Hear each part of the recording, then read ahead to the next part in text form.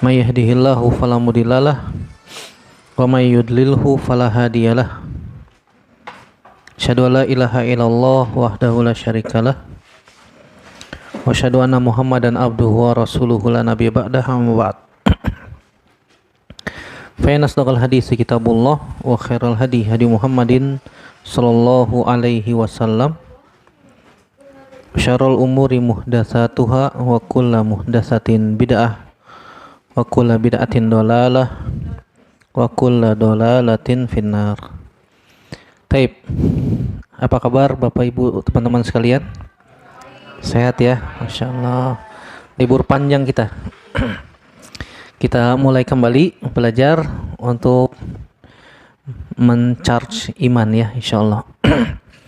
Taib. Alhamdulillah, segala puji hanya milik Allah Subhanahu Wa Taala yang kembali mempertemukan kita di majelis ini.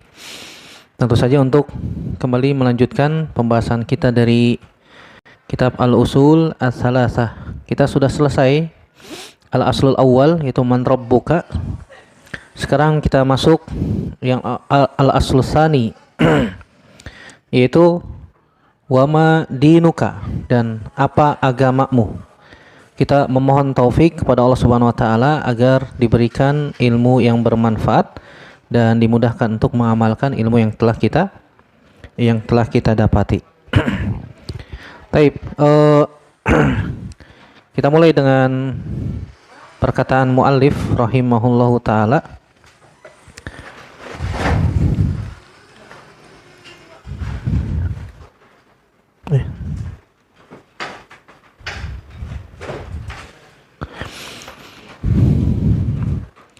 Beliau mengatakan, qala Syekh Muhammad bin Abdul Wahhab bin Sulaiman bin Ali At-Tamimi rahimahullahu taala.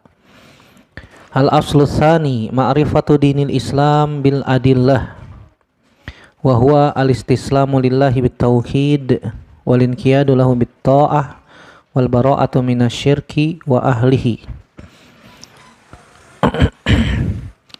Al-aslu atau pondasi dasar yang kedua yang harus kita ketahui adalah mengenal agama Islam.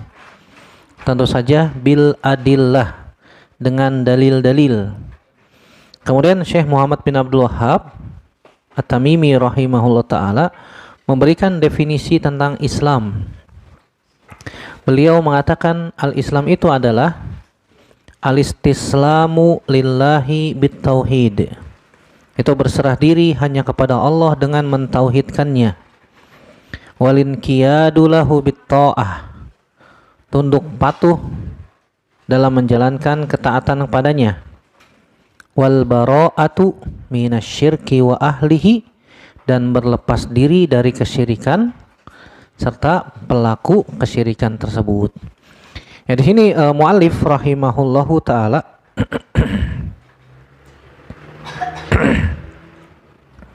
mengatakan wajib mengenal agama Islam dengan dalil-dalil. Perlu digarisbawahi di sini dengan dalil, karena agama Islam itu dibangun di atas dalil, bukan di atas pendapat seseorang, bukan. Islam itu bukan pendapatnya Nabi Muhammad SAW, bukan. Islam itu adalah agama yang Allah Subhanahu Wa Taala turunkan. Ya, dan dalil sebagaimana dikatakan oleh Imam Muhammad bin Idris Asy-Syafi'i rahimahullah ta'ala adalah Al-Quran dan hadis Nabi sallallahu alaihi wasallam. Ad-dalil huwa maqalallahu wa maqalar rasul. Dalil itu adalah apa yang Allah firmankan dan apa yang disabdakan oleh Nabi sallallahu alaihi wasallam. Selain dari kedua itu, maka termasuk dari waswas syaitan. Bahkan para ulama menambahkan ada tambahan yang wajib kita ketahui dan kita yakini dan kita amalkan bersama, yaitu berdasarkan pemahaman para sahabat. Berdalil dengan Al-Quran dan hadis Nabi SAW, jika bukan berdasarkan pemahaman para sahabat, maka akan menyimpang. Karena para sahabat radhiyallahu ta'ala anhum, mereka adalah orang yang paling mengenal tentang Islam. Mereka paling faham, paling tahu ya tentang Al-Quran di mana diturunkan, berkaitan tentang apa diturunkan ayat tersebut, langsung dari lisan Nabi Shallallahu Alaihi Wasallam, fresh dari lisan Nabi Shallallahu Alaihi Wasallam, goddon torian, mendengar dengan telinga kepala mereka dan menyaksikan dengan mata kepala mereka bagaimana ayat itu turun, dan mereka paling faham tentang ayat tersebut serta hadis-hadis Nabi Shallallahu Alaihi Wasallam. Kemudian mereka pun mengajarkannya kepada murid-murid mereka yang kita kenal dengan istilah tabi'in. Makanya para ulama mengatakan kita mengambil riwayat dari sahabat ya berasal dari tabi'in yang belajar langsung dengan para sahabat. Yang belajar langsung dengan para sahabat, dan jumlahnya banyak. Jumlahnya sangat banyak. Kemudian para tabi'in, muridnya para sahabat, mengajarkan kepada murid-muridnya yang kita kenal dengan istilah atba'at tabi'in atau tabi'ut tabi'in. Dan seterusnya sampai kepada kita, sampai kepada ulama ahli hadis. Mereka menulis hadis-hadis Nabi SAW berdasarkan riwayat-riwayat. Kemudian bermunculan ulama-ulama yang memisahkan, membedakan antara riwayat yang sahih benar-benar dari Nabi dan riwayat-riwayat yang batil, yang palsu, yang dibuat-buat oleh manusia untuk menghancurkan agama Islam dari dalam. Bahkan sampai Umar bin Khattab radhiyallahu anhu pernah menangkap seseorang, orang zindik yang sebelum dipancung kepalanya beliau mengatakan, aku telah memalsukan 40.000 hadis Nabi Sallallahu Alaihi Wasallam. Yang halal dijadikan haram, yang haram dijadikan halal. Subhanallah. Makanya ulama-ulama ahli hadis, ya Allah Subhanahu Wa Taala munculkan di muka bumi untuk membela hadis-hadis Nabi Sallallahu Alaihi Wasallam. Dan ini penting bagi kita untuk memahami agama Islam bukan berdasarkan pendapat seseorang. Ingat bahwasanya pendapat ustadz bukan dalil. Perkataan saya bukan dalil, bukan. Dalil itu ada Al-Quran dan hadis Nabi Shallallahu Alaihi Wasallam berdasarkan pemahaman yang benar. Kemudian mu'alif di sini kita akan bahas nanti ada pengertian Islam secara mutlak, secara umum dan secara khusus. Adapun yang dibawakan oleh mu'alif rahimahullah ta'ala ini pengertian Islam secara umum, yang mana agama Islam yang dibawa oleh seluruh para nabi dan rasul adalah agama Islam yang kembali kepada 3 poin ini, yaitu al-istislamu lillahi bitauhid, berserah diri kepada Allah dengan mentauhidkan Allah. Yang kedua, al-inqiyadu lahu bitta'ah, tunduk patuh dengan menjalankan ketaatan kepadanya. Dan yang ketiga, al-bara'atu minasyirki wa ahlihi, dan berlepas diri dari kesyirikan serta pelaku kesyirikan. Ini pengertian Islam secara umum yang dibawa oleh para nabi dan rasul. Seluruh para nabi dan rasul membawa agama Islam dengan 3 poin ini. Dengan 3 poin ini. Begitu juga kita yang mengaku diri kita adalah umatnya Nabi Muhammad Sallallahu Alaihi Wasallam, maka kita harus mentauhidkan Allah Subhanahu Wa Taala. Kalau ada orang yang anti dengan kalimat tauhid, ya maka perlu dievaluasi kembali tuh keislamannya. Karena tauhid adalah agama Islam. Para nabi dan rasul diutus ke muka bumi tujuannya untuk mengajak manusia mentauhidkan Allah, beribadah hanya kepadanya dan meninggalkan sesembahan selain Allah. Itu visi misi para nabi dan rasul. Kalau misalnya ternyata ada orang ngaku-ngaku muslim anti tauhid, subhanallah. Ya berarti dia agamanya apaan tuh? Anti tauhid. Kemudian al-inqiyadu lahu bitta'ah, tunduk patuh kepada Allah Subhanahu wa taala dengan menjalankan ketaatan kepadanya. Perintahnya kita berusaha untuk melakukan dan larangannya berusaha untuk kita jauhkan. Jangan sebaliknya. Larangannya malah dilakukan, perintahnya malah dilanggar. Ini Islamnya perlu dievaluasi kembali. Kemudian yang ketiga, al-bara'atu minasyirki wa ahlihi, berlepas diri dari kesyirikan. Makanya penting kita belajar tauhid, penting juga mengetahui kesyirikan. Jangan sampai kita terjatuh kepada kesyirikan dalam keadaan kita tidak tahu itu syirik. Coba kita tanya sama orang-orang yang hobi ke kuburan, minta-minta ke penghuni kubur. Mas, Anda tahu nggak yang Anda lakukan ini adalah kesyirikan? Siapa bilang justru ini tauhid? Subhanallah. Mereka menganggap itu adalah tauhid. Kenapa demikian? Karena mereka tidak mempelajari, tidak mengetahui, bahkan mungkin tidak meyakini bahwasanya yang mereka lakukan adalah kesyirikan. Minta kepada orang yang sudah meninggal, tabarruk, tawasul, ataupun yang sejenis dengannya kepada orang yang sudah meninggal, ini termasuk kesyirikan. Mereka terjatuh ke dalam kesyirikan dalam keadaan tidak tahu bahwasanya itu syirik. Nah, ini berbahaya. Begitu juga kita ketika mempelajari tauhid harus mengetahui lawannya, yaitu kesyirikan, agar jangan sampai kita terjatuh kepada kesyirikan dalam keadaan kita tidak tahu itu syirik. Makanya orang Arab pernah mengatakan araftu syarra la li syarri walakin litawakkihi. Faman lam ya'rifi syarra minal khairi yaqa'u fihi. Aku mengenal keburukan, mengetahui keburukan bukan karena aku ingin melakukannya, tetapi agar aku berhati-hati dari keburukan tersebut. Siapa saja yang tidak mengetahui keburukan dari kebaikan, maka dia bisa terjatuh kepada keburukan dalam keadaan dia tidak tahu. Dalam keadaan dia tidak tahu. Begitu juga pelaku kesyirikan. Kalau misalnya kita mengetahui ada orang yang melakukan kesyirikan, saudara kita misalnya, atau mungkin keluarga kita, wal iyazubillah ya, maka dinasehati. Ya, mumpung masih ada kesempatan. Kalau ngeyel bin ngebandel gimana Ustaz? Yang penting kita berusaha untuk menyampaikan. Sambil kita doakan, minta kepada Allah taufiknya, hidayahnya. Semoga Allah memberikan dia hidayah dan menjauhkan segala perbuatan yang bisa mengantarkan kepada neraka Allah. Waliyazubillah, nasallallahu salamata wal afiyah. Pertanyaan kedua yang akan ditanyakan di dalam kubur adalah tentang agama Islam. Wa ma dinuka? Ditanyakan oleh malaikat Munkar dan Nakir. Wa ma dinuka? Adapun muslim mengatakan dinil Islam. Adapun orang kafir, orang munafik, orang murtad, mereka akan mengatakan la adri sami'tun nas yaquluna syai'an faqultuhu. Aku tidak tahu, aku mendengar orang mengatakan demikian maka aku pun mengikutinya, sehingga dia pun dipukul dengan mitraqah min hadid. Iya, palu dari besi yang sangat besar. Dan mengenal agama Islam dengan dalil ini hukumnya wajib, sehingga kita dapat beribadah kepada Allah di atas basirah, di atas ilmu,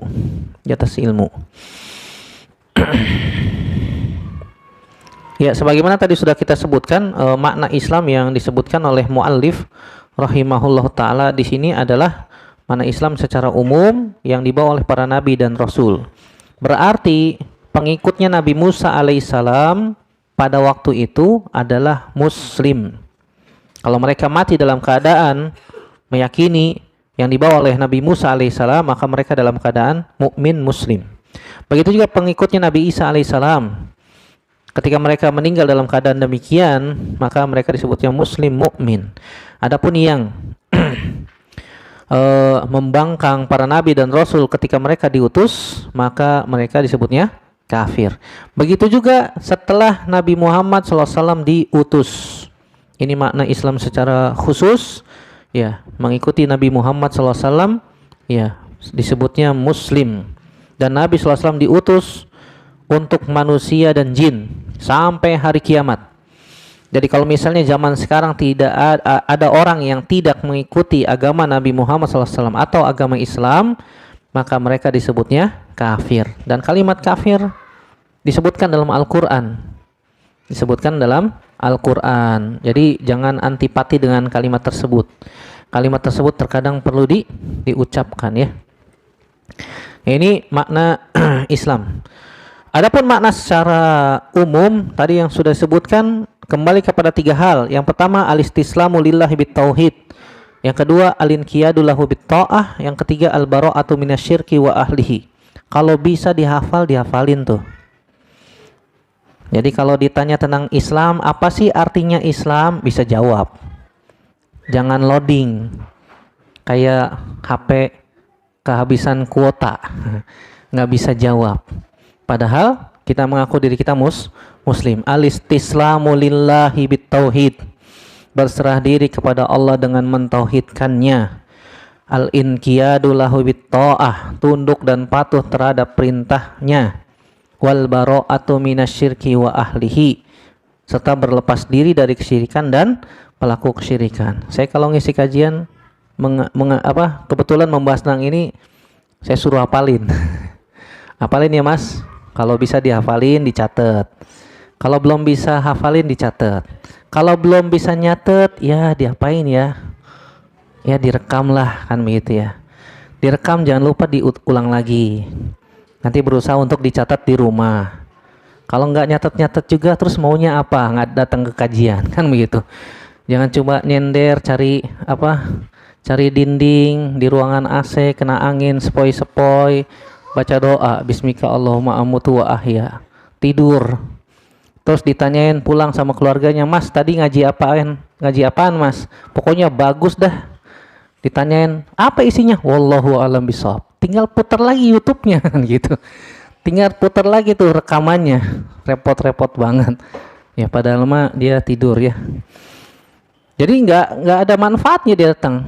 Kecuali sedikit saja. Ada manfaatnya tapi ya tidak maksimal. Dicatat, dihafal, dan difahami dan diamalkan. Jadi Al-Imam Ibnul Qayyim rahimahullah ta'ala menyebutkan di dalam kitab namanya Thariqul Hijratain, dan ini dinukil juga oleh Syekh Muhammad Shaqaub dalam Taqribul Wusul. Ya, Imam Ibnul Qayyim mengatakan wal islamu huwa tauhidullahi wa ibadatuhu wahdahu la syarika lahu wal imanu billahi wa bi rasulihi wattibaihi fima ja'a bihi. Islam itu adalah mentauhidkan Allah dan beribadah hanya kepadanya, tidak menyekutukannya dengan sesuatu apapun juga. Beriman kepada Allah dan Rasulnya serta mengikuti apa yang datang dari Nabi Shallallahu Alaihi Wasallam. Dan hal yang disebutkan oleh Imam Ibnul Qayyim ini tidak dapat terrealisasi kecuali 3 hal yang tadi tuh, yang sudah kita sebutkan di awal makna Islam secara umum. Yang pertama adalah al-istislamu lillahi bit-tauhid, menyempurnakan berserah diri hanya kepada Allah. Zahiran wa batinan, secara batin maupun zahir, dengan anggota badan ataupun dengan hati. Mentauhidkan Allah dalam setiap ibadah, tidak bercampur dengan kesyirikan sedikit pun juga. Tidak mencampur adukan tauhid dengan kesyirikan sedikit pun juga. Caranya gimana Ustaz? Ya, caranya belajar. Tadi sudah disebutkan, ketika kita mempelajari tauhid, wajib juga mempelajari lawannya, itu syirik. Jangan sampai kita melakukan kesyirikan dalam keadaan kita tidak tahu itu syirik. Nah, ternyata kita menginginkan bercita-cita masuk surga tanpa hisab, tanpa azab. Punya tiket khusus VIP, kebanyakan V-nya, jadi very person kan begitu. Pengen masuk surga langsung, tapi ternyata tauhidnya nggak sempurna ketika meninggal. Dia pernah melakukan kesyirikan. Iya.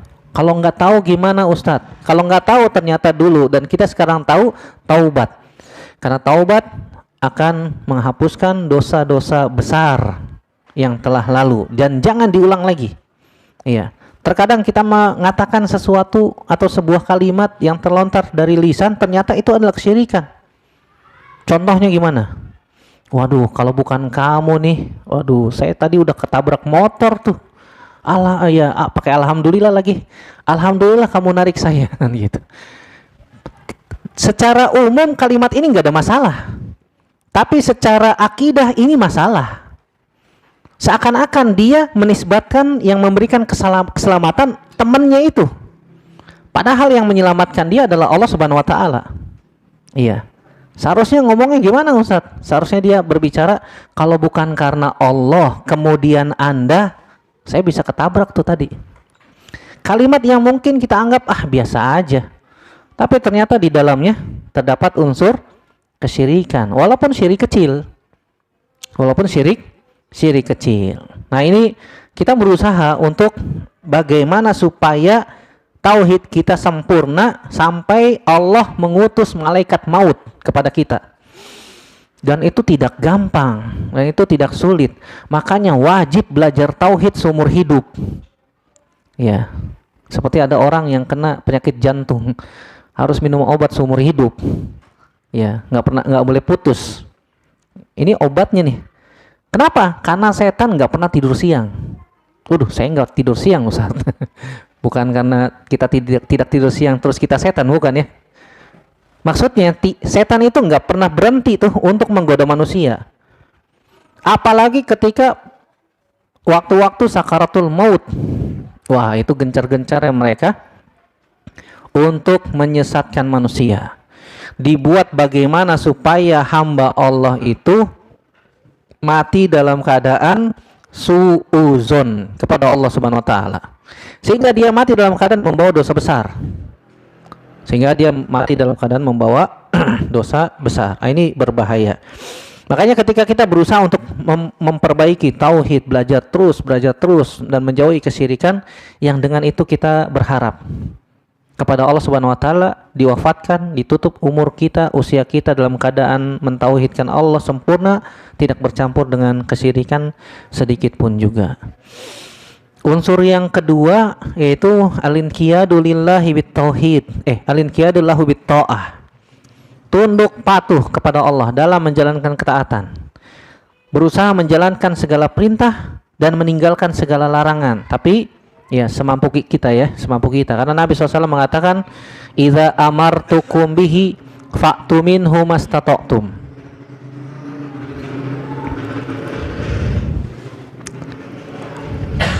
Iya, ada iklan lewat. Wa ma nahaitukum anhu fajtanibuhu wa ma amartukum bihi fa'tu minhu mastata'tum. Apa saja yang aku larang kepada kalian, tinggalkan semuanya. Dan apa saja yang aku perintahkan, maka lakukan semampu kalian. Kata para ulama, meninggalkan larangan semua orang bisa, mampu. Cuma hawa nafsu aja yang berperan di situ. Tapi kalau dalam melaksanakan ketaatan, nah tidak semua orang mampu. Karena iman berderajat-derajat.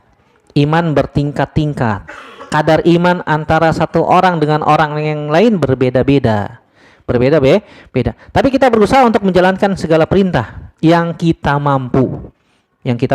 Mampu. Makanya Imam Nawawi dalam Riyadhus Shalihin membuat judul bab namanya At-Tawassut.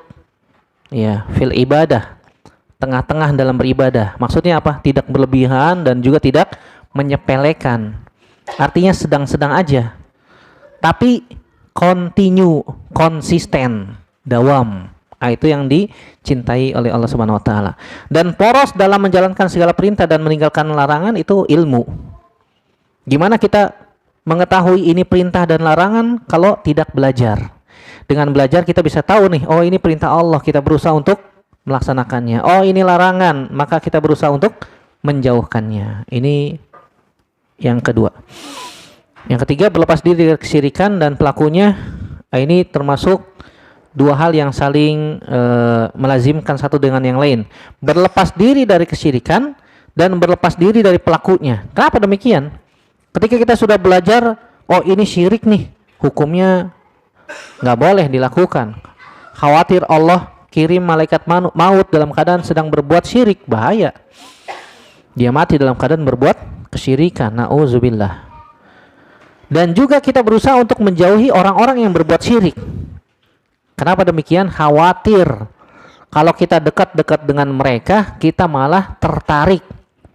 Ingat kata Nabi SAW, almar'u ala dini khalilihi. Agama seseorang itu tergantung teman dekatnya. Falyanzur ahadukum ala man yukhalil. Maka lihat dengan siapa dia berteman. Orang Arab pernah mengatakan as-sahibus sahibun. Sahabat itu bisa menarik ke arah yang positif atau menarik kepada atau ke arah yang negatif. Tinggal kita mau kemana nih? Ya, maka pilih teman. Teman itu punya pengaruh sangat kuat pada diri kita. Maka perhatikan hal ini. Ini makna Islam ya. Kemudian selanjutnya Al-Imam Muhammad At-Tamimi rahimahullahu ta'ala mengatakan wa huwa salasu maratiba. Islam itu ada 3 tingkatan. Yang pertama Islam, yang kedua iman, yang ketiga ihsan. Wa kullu martabatin laha arkan, dan setiap tingkatan ini memiliki rukun masing-masing. Memiliki rukun masing-masing. Kenapa disebutkan demikian? Berdasarkan hadis Jibril yang panjang yang masyhur, bahwasanya Islam itu ada tingkatan, ada 3 tingkatan. Islam yang paling rendah, yang kedua iman, yang ketiga ihsan. Nabi SAW pernah ditanya oleh malaikat Jibril ketika Nabi SAW bersama para sahabatnya. Kemudian malaikat Jibril datang dalam wujud manusia sempurna, pakai baju sangat putih, rambut sangat hitam, tidak ada jejak perjalanan jauh. Kemudian beliau duduk di hadapan Nabi SAW, ya, menyandarkan lututnya dengan lutut Nabi dan meletakkan kedua telapak tangannya di atas paha Nabi SAW. Kemudian bertanya, ya Muhammad, akhbirni anil Islam, wahai Muhammad, kabarkan kepadaku tentang Islam. Kemudian Nabi menjawab dengan rukun Islam. Kemudian malaikat Jibril pun membenarkannya, sodakta. Ya, sahabat yang dekat dengan Nabi, duduknya waktu itu Umar bin Khattab, mengatakan, fa'ajibna lahu yas'aluhu wa yusaddiquhu. Kita heran nih, orang nanya tapi yang membenarkan.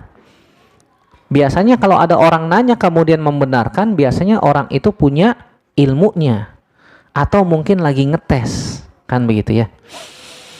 Kemudian malaikat Jibril bertanya tentang iman, ya Muhammad akhbirni anil iman. Kemudian Nabi menjawab dengan rukun iman yang 6. Al-imanu an tu'mina billahi wa malaikatihi wa kutubihi wa rusuli wal yaumil akhir wa an tu'mina bil qadari khairihi wa syarrihi. Rukun iman yang 6. Kemudian malaikat Jibril mengatakan lagi, sodakta, betul. Kemudian bertanya tentang ihsan. Ya Muhammad akhbirni anil ihsan. Kemudian Nabi SAW mengatakan, anta budallaha ka'annaka tarahu fa in lam takun tarahu fa innahu yaraka. Engkau beribadah kepada Allah seakan-akan melihat Allah. Kalau tidak mampu, maka yakinlah Allah melihat engkau. Kemudian malaikat Jibril bertanya tentang hari kiamat. Kemudian Nabi tanya tidak tahu. Yang ditanya sama yang bertanya sama-sama tidak tahu. Kemudian malaikat Jibril ganti pertanyaan. Sebutkan, kalau begitu sebutkan tanda-tandanya. Dan Nabi menyebutkan tanda-tanda kiamat. Di sini sangat jelas bahwasanya Islam itu ada 3 tingkatan.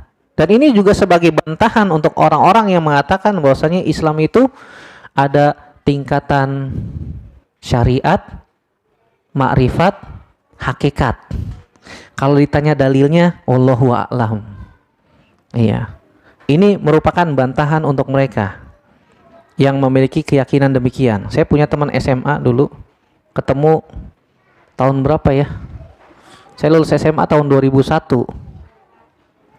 Ketemu teman saya itu tahun 2016 kalau nggak salah ya. Wah, ternyata dia jadi udah berpemahaman tasawuf. Pas saya ketemu beliau, kemudian masuk azan sholat zuhur, saya ajak sholat. Kita sholat dulu yuk ke masjid. Iya, ternyata dia nggak mau sholat. Udah antum aja yang sholat. Ana sudah nggak sholat. Lah emang ente haid? Ente kan laki. Iya. Kemudian dia mengatakan saya sudah tingkatan hakikat. Masya Allah. Jadi sudah tidak sholat, tidak puasa. Bahkan saya dianggap kalau antum masih syariat, jadi masih harus sholat. Subhanallah. Saya nggak mau debat waktu itu karena sudah azan. Ya udah nanti kita ngobrol lagi deh setelah sholat ya. Yang penting kita sholat dulu deh. Nggak, antum aja, ana tunggu sini. Subhanallah. Jadi dia nunggu tuh, nggak sholat.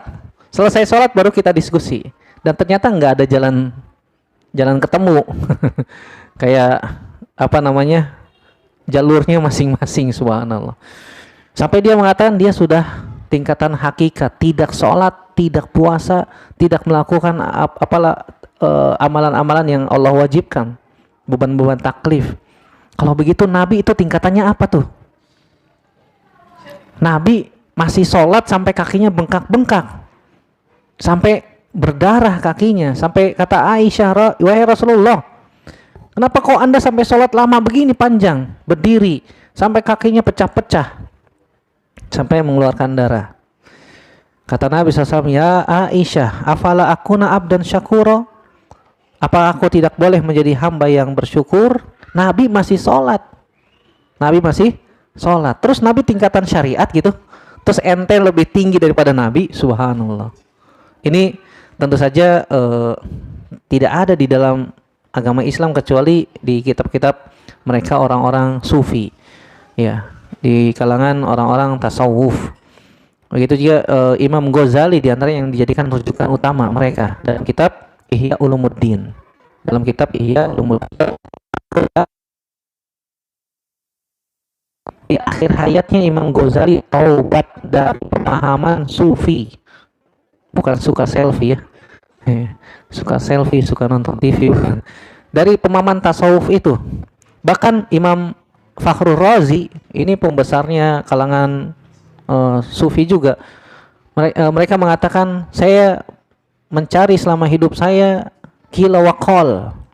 Saya hanya mengumpul illa jama'tu kila waqal, kecuali saya hanya mengumpulkan katanya. Tidak dapat apa-apa. Tidak dapat apa-apa. Bahkan di antara mereka kalau ingin mengetahui sesuatu harus digali sampai ke akar-akarnya. Makanya kalau ada orang yang mengatakan jangan belajar agama dalam-dalam nanti jadi gila. Kan begitu. Pernah dengar nggak?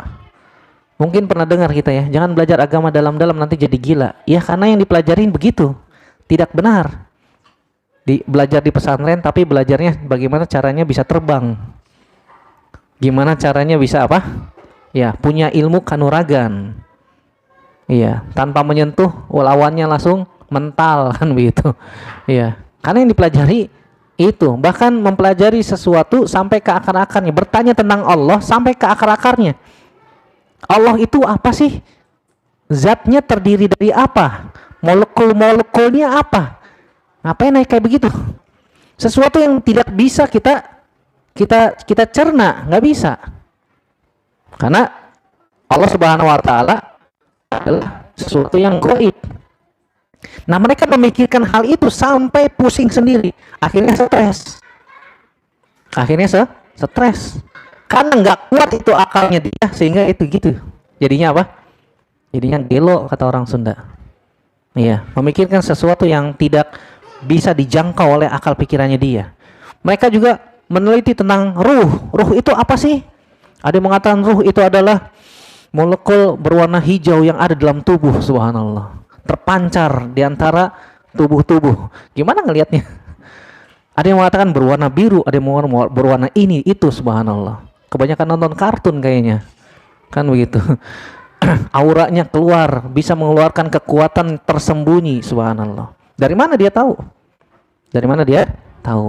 Ya, ini kalau belajar Islam dari sumber yang nggak jelas jadinya begitu. Nah, kita belajar Islam sesuai dengan dalil yang berasal dari firman Allah dan hadis Nabi SAW berdasarkan pemahaman yang jelas, yang benar dari para sahabat radhiyallahu taala anhum ajmain.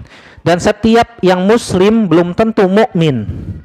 Setiap mukmin sudah pasti muslim. Jadi Islam itu yang di bawah, kemudian yang di atasnya lagi iman, kemudian yang paling tinggi adalah ihsan. Setiap yang muhsin sudah pasti mukmin, sudah pasti muslim.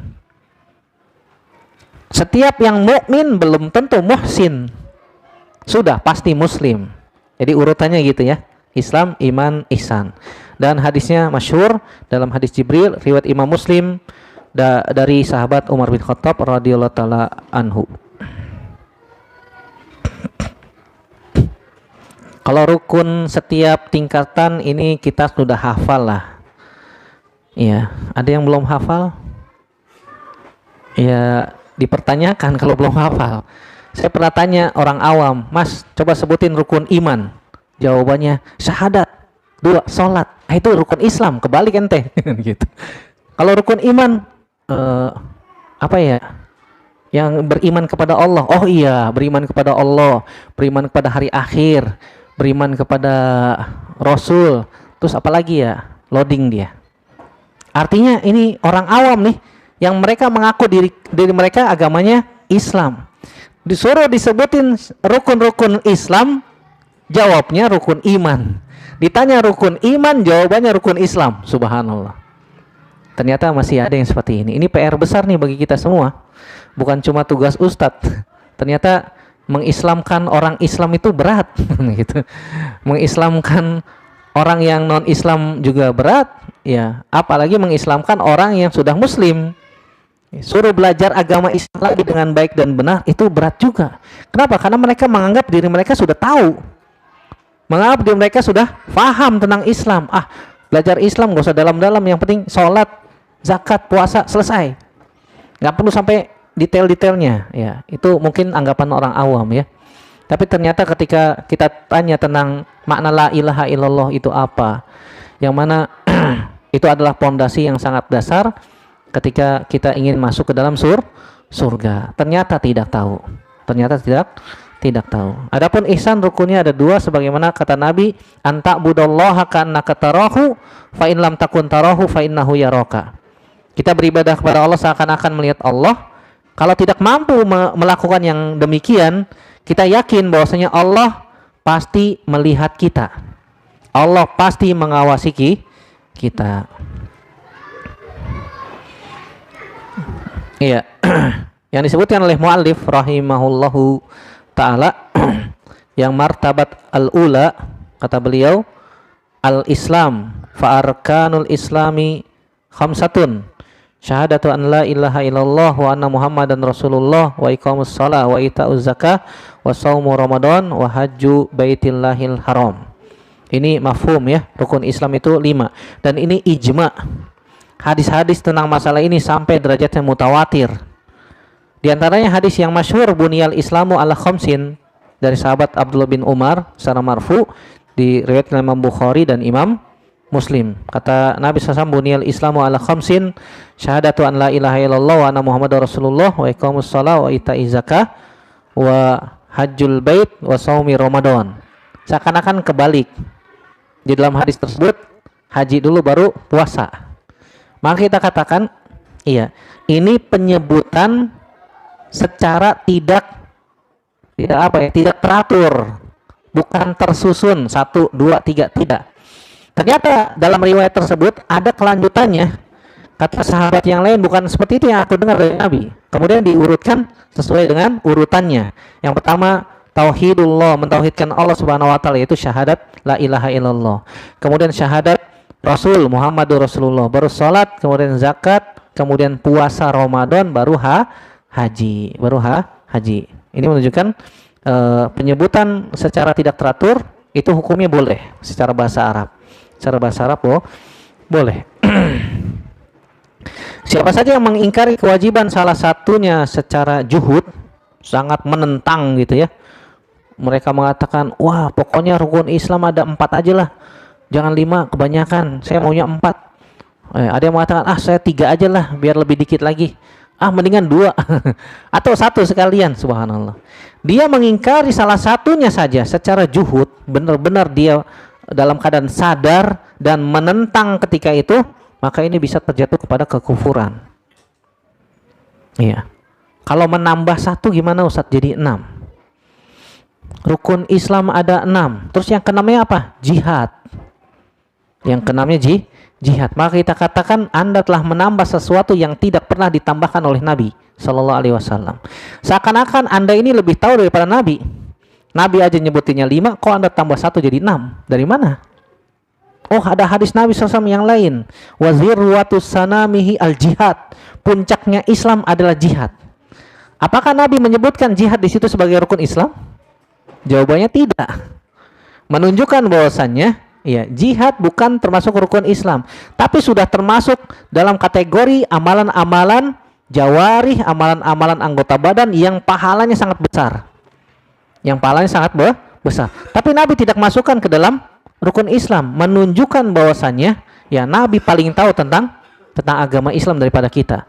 Kemudian kita pun sami'na wa ata'na. Jangan tambah-tambah yang tidak ditambah oleh Nabi Sallallahu Alaihi Wasallam. Cukup sampai apa yang disebutkan oleh Nabi Sallallahu Alaihi Wasallam.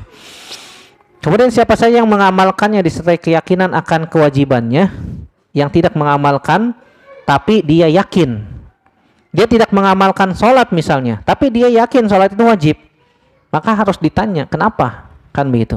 Maka ini hukumnya berbeda-beda. Nanti ada penjelasannya secara terperinci insyaallah ta'ala. Kalau misalnya ada orang yang tidak mengucapkan 2 kalimat syahadat, maka belum memasukkannya dia ke dalam Islam. Kalau dia mengucapkan la ilaha illallah saja gimana Ustaz? Khilaf di kalangan para ulama, apakah dia sudah dikatakan muslim atau belum. Ada yang mengatakan, ya, dia sudah dikatakan muslim. Berdasarkan hadis Usamah bin Zaid, ketika perang dia bertarung dengan salah satu orang kafir lawannya waktu itu, sehingga Usamah terpojok. Setelah beberapa saat, akhirnya Usamah bin Zaid berhasil membalikan keadaan, sehingga musuhnya diambang kematian, pedang sudah berada di lehernya. Nah, dalam keadaan demikian ternyata dia mengucapkan asyhadu alla ilaha illallah. Usamah bin Zaid langsung tebas kepalanya, mati. Kemudian hal itu pun dilaporkan kepada Nabi SAW. Wahai Rasulullah, itu Usamah sudah membunuh orang yang sudah mengucapkan la ilaha illallah. Kemudian dipanggil Usamah dan ditanya, apakah benar wahai Usamah, aqatal taman qala la ilaha illallah? Apakah engkau telah membunuh orang yang sudah mengucapkan la ilaha illallah? Kata Usamah, wahai Rasulullah, dia mengucapkan kalimat itu supaya bisa selamat dari pedang saya. Ya, Nabi ulang lagi. Ya Usamah, aqatalta man qala la ilaha illallah? Apakah engkau sudah membunuh orang yang sudah mengucapkan la ilaha illallah? Wahai Rasulullah, dia mengucapkan kalimat itu untuk supaya agar selamat dari pedangku. Nabi ulang lagi sampai tambah nadanya. Ya Usamah, aqatalta man qala la ilaha illallah? Nadanya tinggi, matanya merah. Para sahabat faham, oh Nabi marah. Kalau para sahabat sudah melihat Nabi keadaan demikian, mereka diam, tidak berani bantah. Nabi mengatakan, asyaqaqta qalbak, apakah engkau telah membelah dadanya sehingga engkau tahu dia mengucapkan la ilaha illallah karena takut akan pedangmu atau karena emang benar-benar ikhlas? Para sahabat pun terdiam, termasuk diantaranya Usamah. Iya. Dari sini kata para ulama, orang yang mengucapkan la ilaha illallah cukup memasukkan dia ke dalam Islam. Iya. Pendapat yang kedua mengatakan tidak, karena syahadat, 2 kalimat syahadat ini satu paket, nggak bisa dipisahkan. Syahadat tauhid dengan syahadat rasul ini satu paket. Siapa saja mengucapkan syahadat tauhid la ilaha illallah, maka dia juga harus mengucapkan syahadat rasul, syahadat Muhammadur Rasulullah. Iya. Maka orang yang mengucapkan la ilaha illallah saja tidak cukup memasukkan dia ke dalam Islam. Adapun pendapat yang ketiga, ya, memberikan tafsilan. Kalau dalam keadaan darurat seperti kejadian Usamah bin Zaid, maka mengucapkan la ilaha illallah saja sudah cukup, karena itu darurat, lagi perang. Lagi perang. Adapun ketika dalam keadaan sedang aman seperti kita ini, maka harus ucapkan lengkap. Sebagaimana dijelaskan oleh Syekh Muhammad bin Shalih Al-Utsaimin rahimahullahu ta'ala. Apalagi kalau dia nggak mengucapkan 2 kalimat syahadat sama sekali. Oh, dia mengucapkan Ustadz, tapi di hati. Gimana caranya? Ayo masuk Islam Mas, mau? Iya, ikutin saya. Asyhadu alla ilaha illallah. Menang baik. Tahu menang baik ya? Diam aja. Asyhadu anna Muhammadar Rasulullah. Sudah Ustadz. Kapan ngomongnya?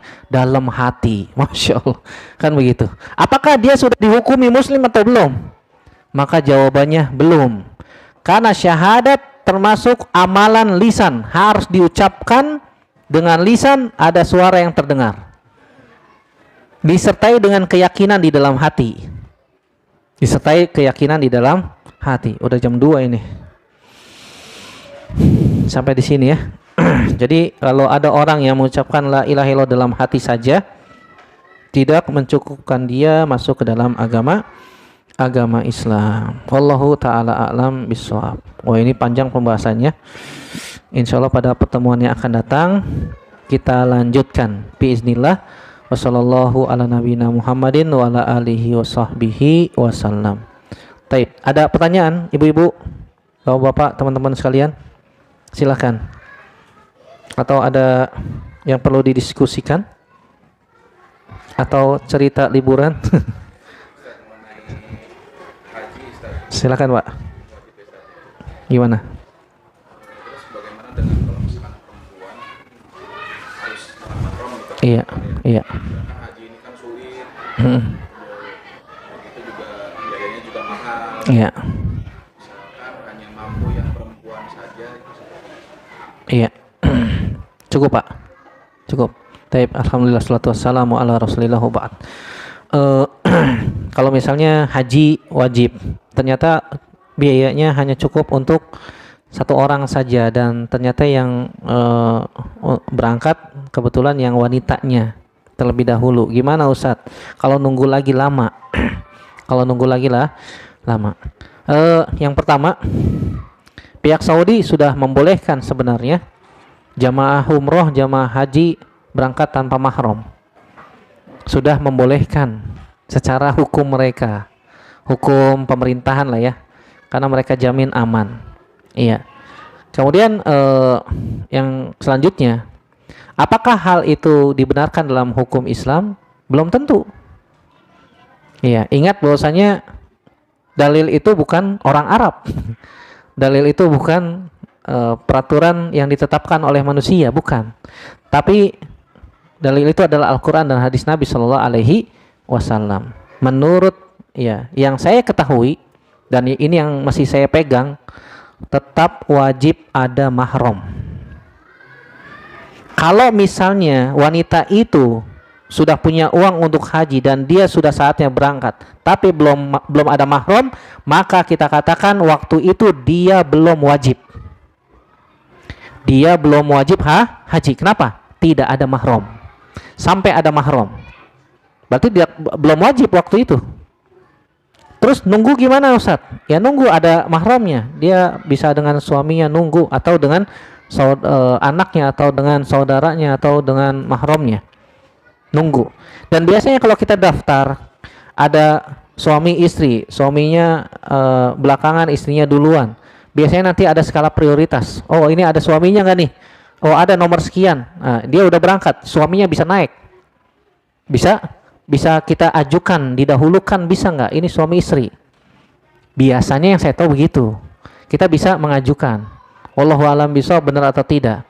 Tapi ini menurut kabar yang saya dengar dari teman-teman yang pernah haji, ternyata bisa. Ternyata bisa. Insya Allah ada jalan. Kalau kita berpegang teguh dengan hukum yang sebenarnya dari Allah Subhanahu wa taala dan Rasulnya, pasti ada solusi. Pasti ada solusi. Cuma pertanyaannya kita mau nggak ngambil solusi itu? Kadang-kadang kita nggak sabar. Kadang-kadang kita nggak sabar. Apalagi pihak travel. Ternyata yang daftar jamaah kajian ibu-ibu semua Ustadz. 50 orang. Bayangin, ditolak. Sayang. Nggak ditolak, nggak ada mahram. Kalau travel-travel yang cari untung, ambil kan begitu. Kapan lagi? Karena mereka cari untung, ya. Tapi kalau travel-travel yang takut sama Allah Subhanahu Wa Taala, aduh nggak ada mahram, jangan dah, daripada nggak berkah, kan begitu. Karena kita cari berkahnya, bukan cari keuntungan duniawi ya. Demikian Pak, yang saya tahu. Wallahu a'lam bishawab. Nah, ada lagi? Cukup ya, baik. Masya Allah, demikian yang bisa kita sampaikan. Semoga yang sedikit ini bermanfaat untuk saya pribadi dan untuk semua yang hadir. Semoga Allah Subhanahu wa taala memberikan kepada kita taufiknya untuk bisa tetap belajar, istiqomah di atas sunnah Nabi sallallahu alaihi wasallam sampai akhir hayat, dan semoga Allah Subhanahu wa taala menjadikan kita duduk di majelis ini sebagai kemudahan kita menuju surga Allah Subhanahu wa taala. Amin ya rabbal alamin. Kita tutup dengan doa kafaratul majlis. Subhanaka Allahumma bihamdik, asyhadu an la ilaha illa anta, astaghfiruka wa atubu ilaik. Wassalamualaikum warahmatullahi wabarakatuh. Oke Bu, mari Bu.